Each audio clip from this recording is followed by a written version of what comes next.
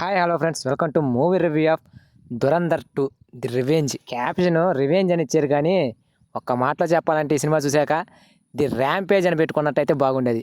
ఆ రేంజ్లోకి ఎక్కించింది ఈ సినిమా.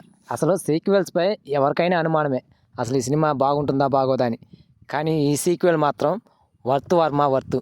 మన తెలుగులో పుష్ప 2 ఏ రేంజ్లో అయితే మనకి బాగా ఫుల్ మీల్స్ అందించిందో, ఈ దురంధర్ సీక్వెల్ కూడా ఆ రేంజ్లో మీల్స్ అందించింది.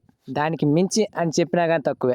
దురంధర్ 1లో అయితే హీరోని నేరుగా స్పైగా పరిచయం చేసి పాకిస్తాన్లో అడుగుపెట్టి అక్కడ యారీ సిటీ మీద ఆ పట్టు సాధించడం, ఆ సిటీకి కింగ్లా ఉన్న రెహమాన్ డెకాయట్ను మట్టు పెట్టడం అంతవరకు చూపించాడు పార్ట్ 1లో డైరెక్టర్ గారు. కానీ ఈ పార్ట్ 2లో మాత్రం అసలు హీరో నేపథ్యం ఏంటి, అసలు అతను ఎందుకు స్పైగా మారాలనుకున్నాడు అనే దాని మీద కథను మొదలుపెట్టాడు ఈ పార్ట్ 2లో. ఆ తర్వాత హీరో పాకిస్తాన్కి ఎలా కింగ్ అయ్యాడు, అక్కడ రాజకీయాలను ఎలా శాసించాడు, అక్కడ ఎదురుగా ఉన్న మనుషుల్ని ఎలా మట్టుబెట్టాడు అనే దాన్ని చాలా ఇంట్రెస్టింగ్గా చూపించాడు డైరెక్టర్.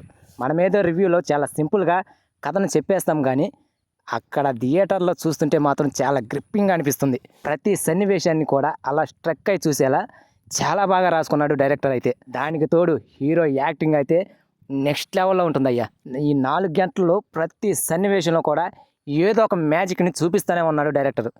కొన్ని సన్నివేశాలు అయితే అక్కడక్కడ కొంచెం ఇబ్బంది పెట్టినా మిగతావన్నీ మాత్రం ఓకే. కంటెంట్ లేకపోతే 2 గంటలు థియేటర్లో కూర్చోవడమే కష్టం, అలాంటిది 4 గంటలు కూర్చోబెట్టాడంటే డైరెక్టర్ హ్యాట్సాప్ చెప్పాల్సిందే. ఫస్ట్ హాఫ్ అంతా కూడా చాలా ఇంట్రెస్టింగ్గా ఎక్కడ బోర్ కొట్టించకుండా సాగింది. ఇక ఇంటర్వెల్ ట్విస్టు, ఆ ఎపిసోడు నెక్స్ట్ లెవెల్ అబ్బా.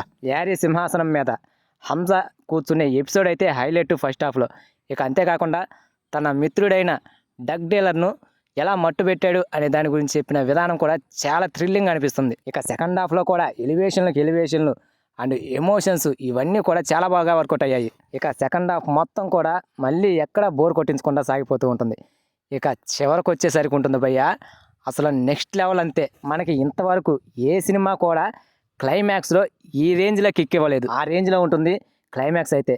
మొత్తానికైతే ఈ సినిమాలో చెప్పుకుంటూ పోతే చాలానే పాజిటివ్ విషయాలు ఉన్నాయి. ఫైనల్లీ థియేటర్ నుండి బయటకు వచ్చినప్పుడు మాత్రం ఇంకాసేపు ఉన్నా బాగుండేది అనేంత రేంజ్లో ఉంటుంది 4 గంటల సినిమా చూసినా కానీ. ఇక ఇంతకు మించి ఈ సినిమా గురించి మనం ఏం చెప్పలేం.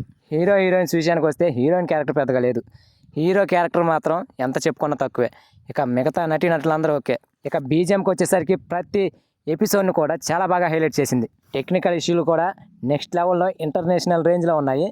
ఇక ప్రొడక్షన్ కూడా చాలా బాగుంది. ఫైనల్లీ ఈ సినిమాకి నా రేటింగ్ వచ్చేసి 4.5 out of 5. So this is the review. ఈ రివ్యూ కనుక మీకు నచ్చినట్లయితే ప్లీజ్ గైస్ లైక్ చేయండి, షేర్ చేయండి అండ్ సబ్స్క్రైబ్ చేసుకొని పక్కన ఉన్న బెల్ ఐకాన్ని క్లిక్ చేసుకొని ఆన్లో పెట్టుకోండి ఫ్రెండ్స్, ప్లీజ్.